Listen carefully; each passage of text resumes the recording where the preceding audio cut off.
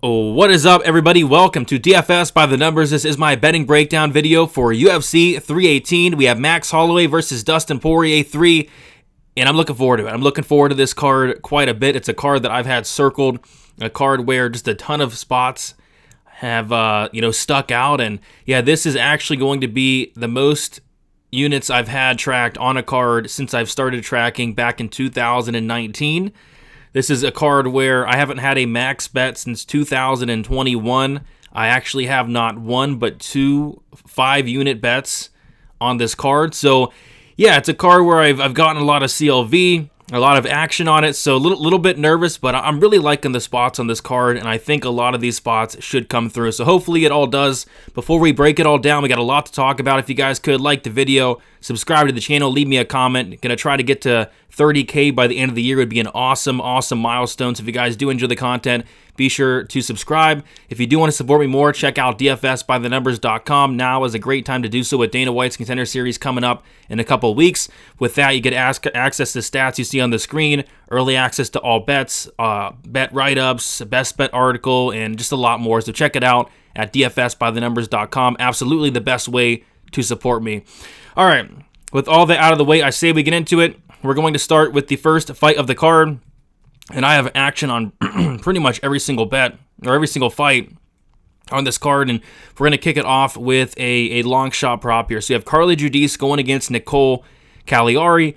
And it's an interesting fight in a sense that, I remember, it wasn't too long ago where people were, betting Eunices Duben against Judis, and Judis was actually only minus 270 in that spot. At one point during the week, Judis got down to minus 210 against Duben, who is just, really, really overrated. We'll say that.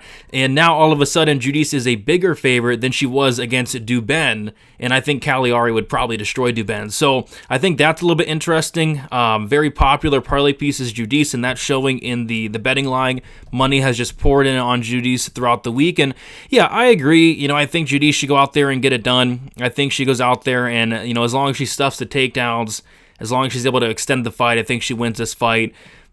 Probably by decision, but the bet I have here is a long shot prop on Judis to win by knockout, 0.75 units at plus 420. I was looking at KO 2-3, but you look at Judis, and a lot of those knockouts do come in the very first round, including her last one against Duben. She has a 100% finish rate, and I just think that, she's mean. She's very mean in there. She's landing over 12 significant strikes per minute. She lands with very bad intentions, and if Nicole Caliari is not able to get takedowns here, I think it's going to be a really rough night for her. On top of that, Judis is fighting.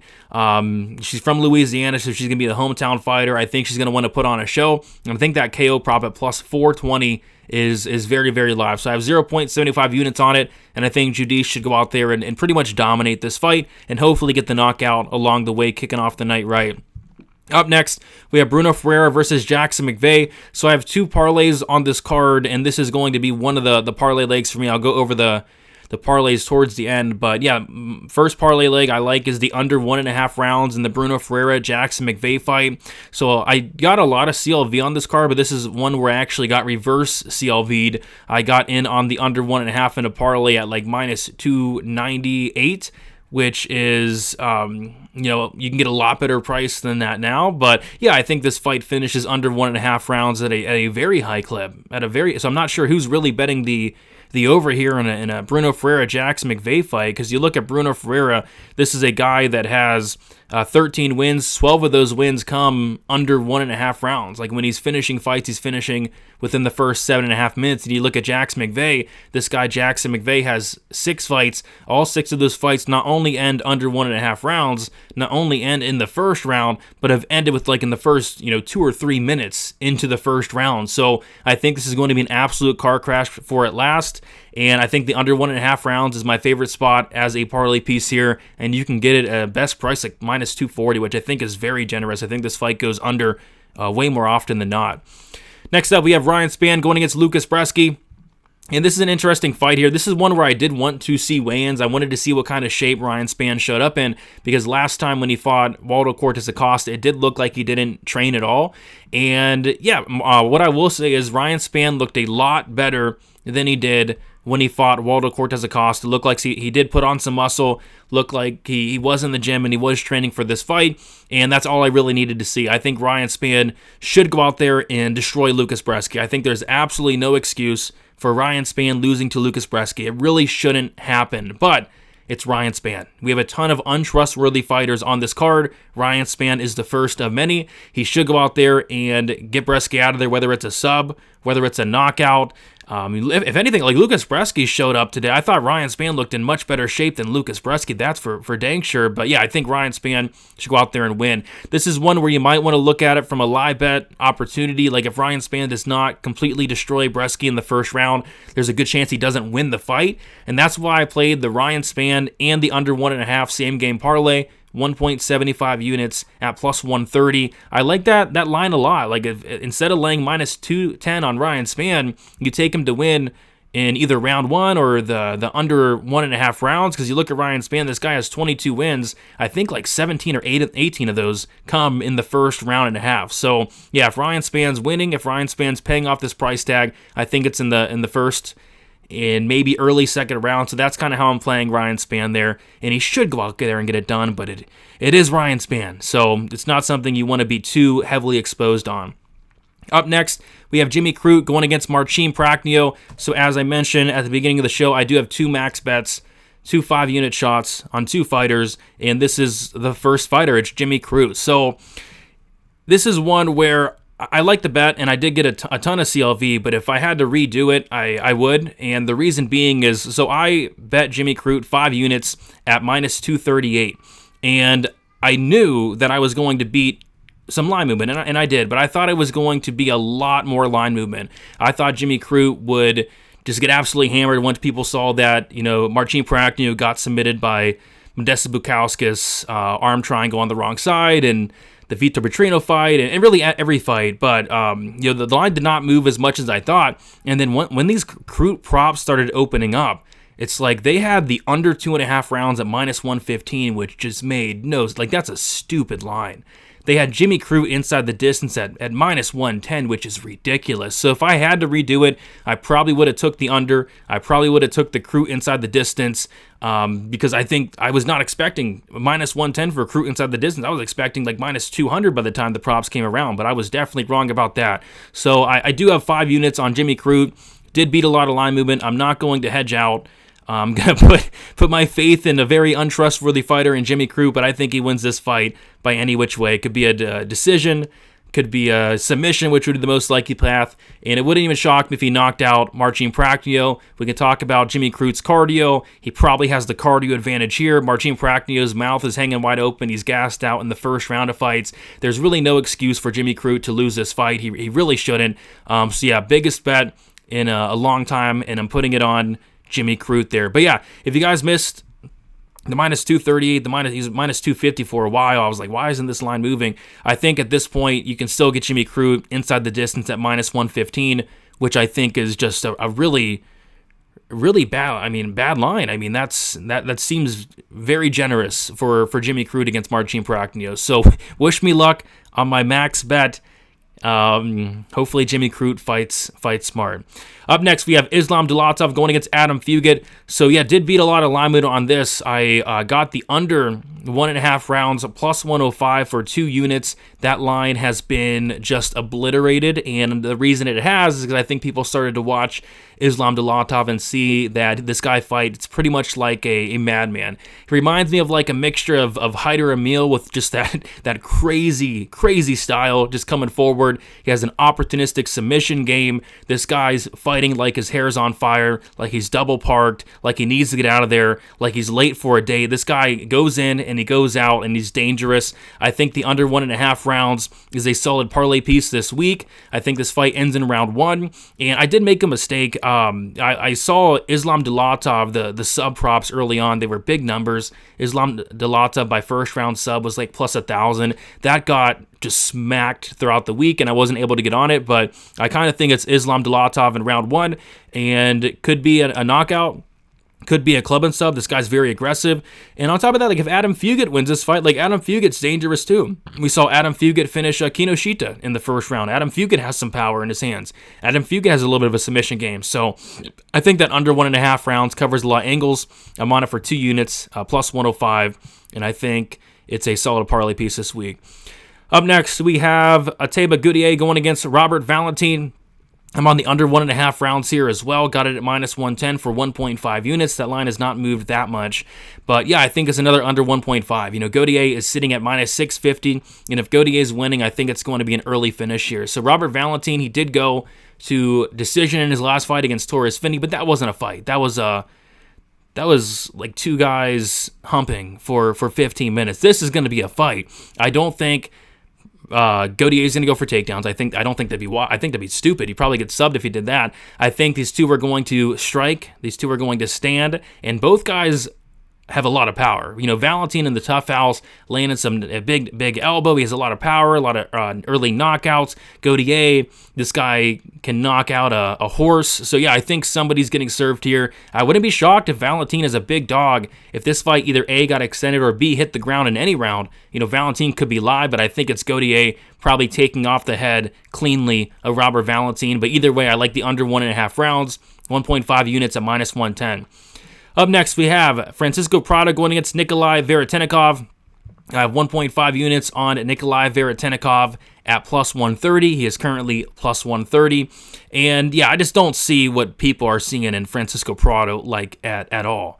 This guy's 23 years old, Prado. I'm just not sure what he's good at outside of being tough, and being tough only goes so far. He's fighting in the wrong weight class. He's up at welterweight for literally no reason. He's going to be undersized here. He's going to have a height and reach and strength disadvantage. Veretennikov, he's 0-3 between the UFC and Contender Series, but you know, he's having solid competitive fights with guys like Michael Morales. Like, that fight was competitive in the striking especially. We saw him go 15 minutes with Danny Barlow in a very, very competitive striking fight, and I'm just not sure Francisco Prado is at the UFC level yet. I mean, this guy is only 23, so he still has a lot of room to improve, but he just hasn't shown me anything really, whereas with Veretennikov, he's fought good competition both in and outside the UFC, and I don't think we've seen the best version of Veretennikov yet, and he's got to go now. He's only 35 years old. This is a must-win situation for Veretennikov. If he loses this fight, that's it, whereas if Prado loses this fight, he's going to be okay. He's only 23, so I think it is going to be a close fight. I think it's going to be a fight that takes place on the feet. Where Veretennikov does struggle is in the grappling, and you know, Prado has a 9% takedown accuracy. So I'm taking the shot on Veretennikov, but I do expect it to be a very close fight that does go to decision here. 1.5 units plus 130. Up next, we got Brennan Allen versus Marvin Vtori.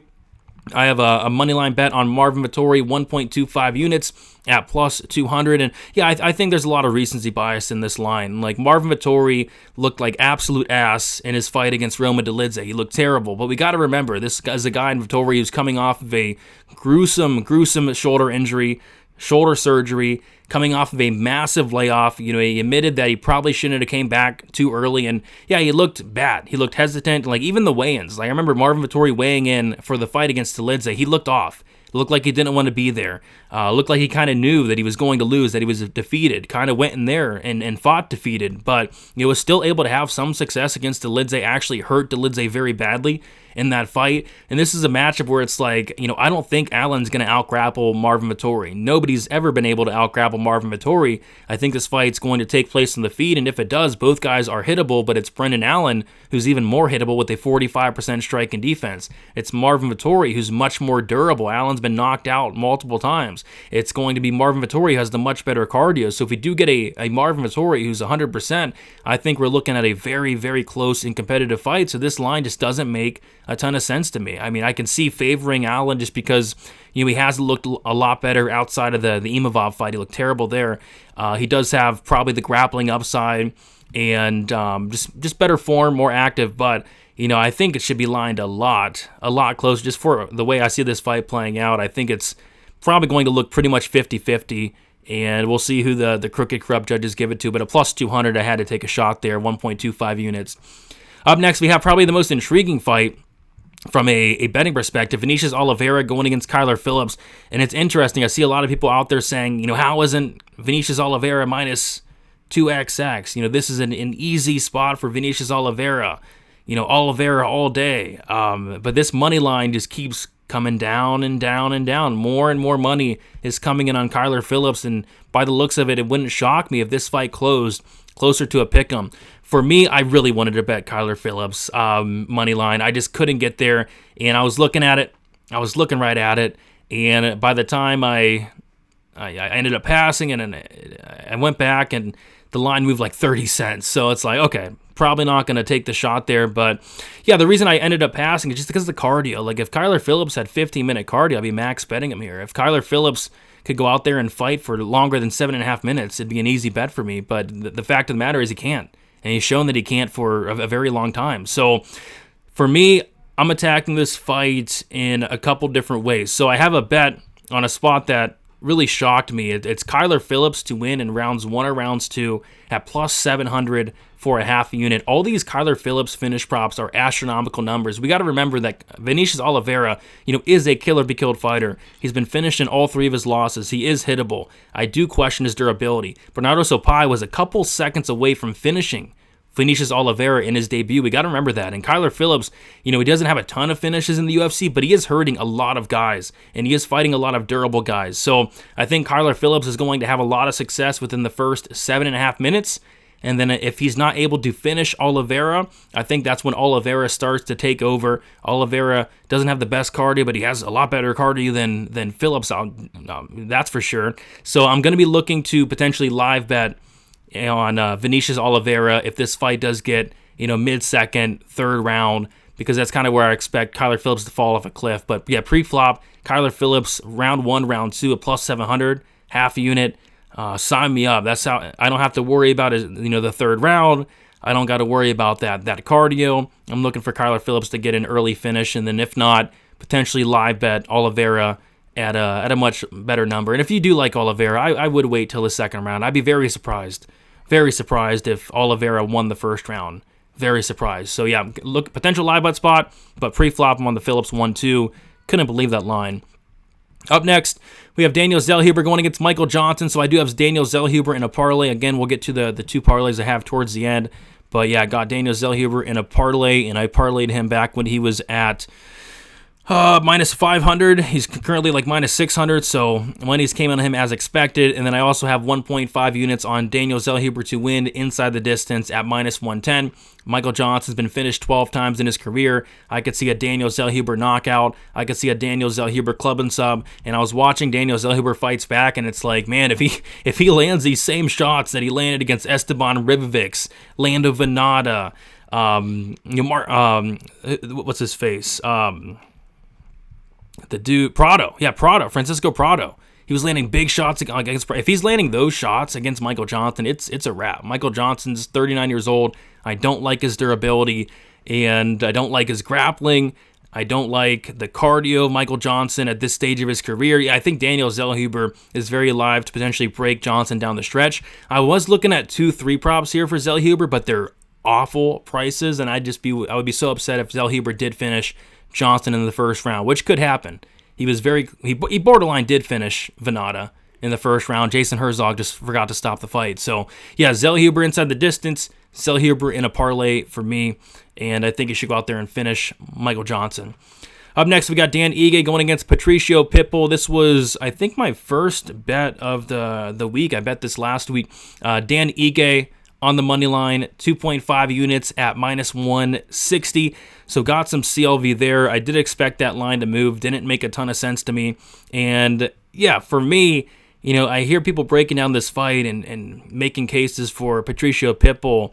And when they're breaking it down, it's like they're acting as if this is 2020 Pitbull. And if it was, this line would probably be flipped. I would probably be betting Patricio Pitbull here, but the fact of the matter is this has not been, 2020, 2021, 2022 Pitbull for a few years. You go back and watch not only the Yair fight, you throw the Yair fight out, which was awful. It was a terrible look. He William Knighted it across 15 minutes and landed like 7 strikes.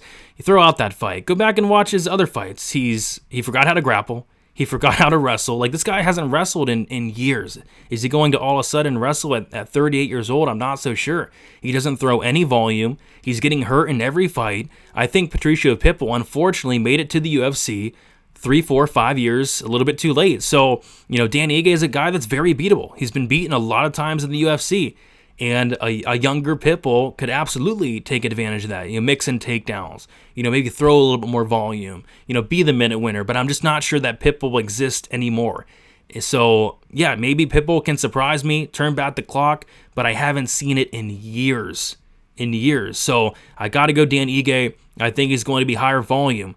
We know he's more durable. We know he has a lot of power. And Pitbull's older. And I think Dan Ige probably knocks him out. So I have 2.5 units on Dan Ige, minus 160. And then I also have 0.75 units on the Dan Ige by knockout at plus 350. And I think Dan Ige is going to at least drop Pitbull. I'd be shocked if Dan Ige didn't at least knock down Pitbull here, because Pitbull's been dropped in his last 3-4 fights. So let's go Dan Ige. And he looks in great shape as well. Looks to be taking this fight very seriously. And it's a fight that I think he should go out there and win, unless Pitbull turns back the clock and surprises me. Up next, we have Kevin Holland going against Daniel Rodriguez.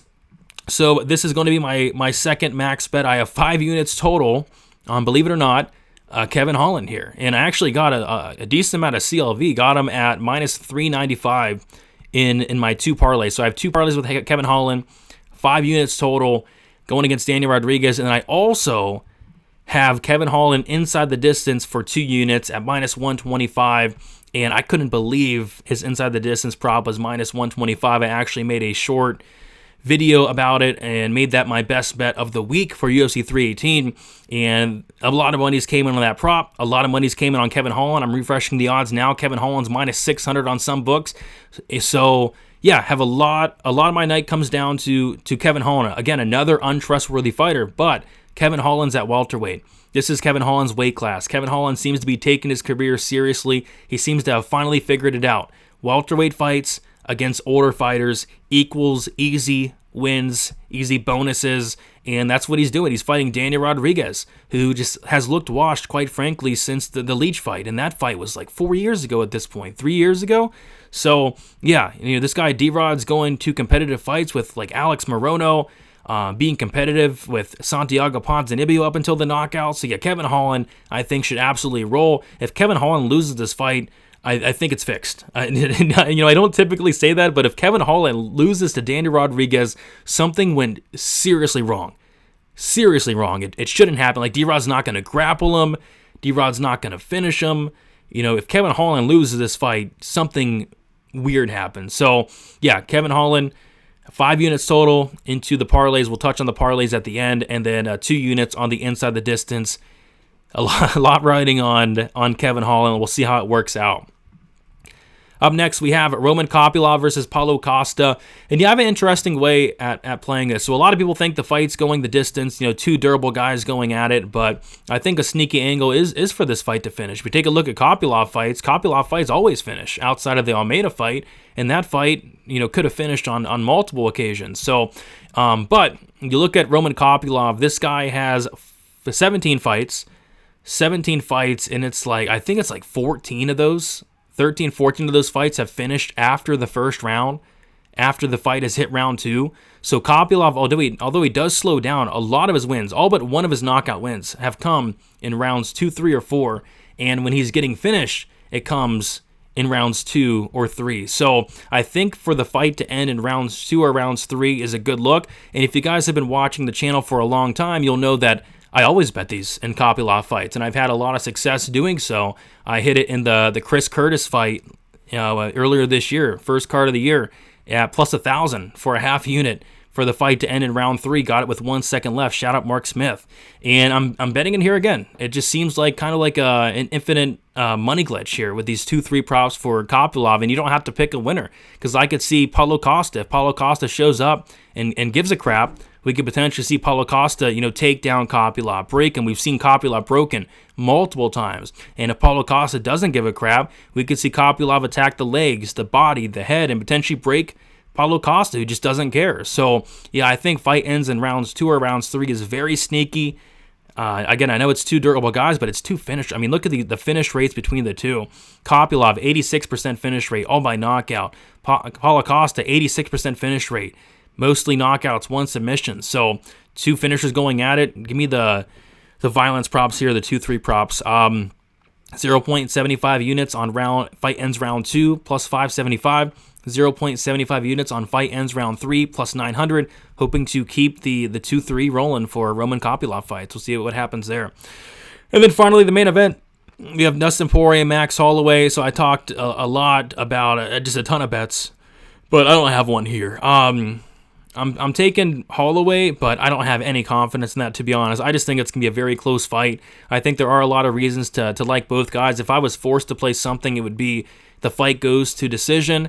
But even that, it's not something I'm really in love with. So, yeah, going to sit back and watch this one, enjoy it with no money on it because I have plenty of money on the rest of the card. All right. So let's quickly recap these bets. I have 4 moneyline bets. 2.5 units, Dan Ige, minus 160. 1.25 units, Marvin Vtori, plus 200. 1.5 units, Nikolai Veretennikov, plus 130. 5 units on Jimmy Crute at minus 238. 2 parlays. I have 3 units on Kevin Holland and the under 1.5 rounds. And Bruno Ferreira versus Jackson McVeigh.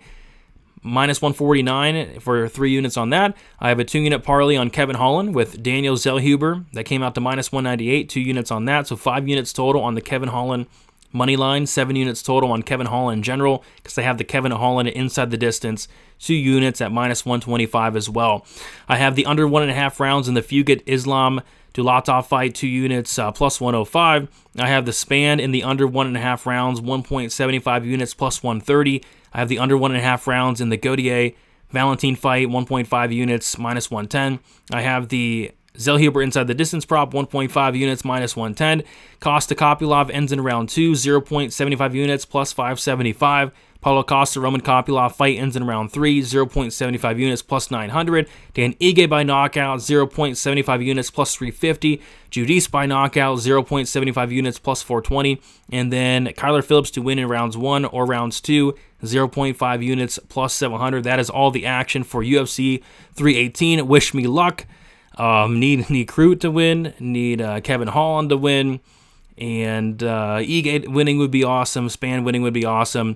Need a lot of these unders to come through, and if all those come through, it should be a pretty solid night. So, yeah, guys, best of luck for UFC 318. Do me a favor, like on your way out, subscribe to the channel, leave me a comment. Again, if you want to support me more, now's a great time to do so with Contender Series coming up, dfsbythenumbers.com, and we'll talk to you guys soon. Hopefully, we can keep the ball rolling, looking to make it 3 winning events in a row, and hopefully it's a big one. So, yeah, guys, best of luck. We'll talk to you soon. See you later.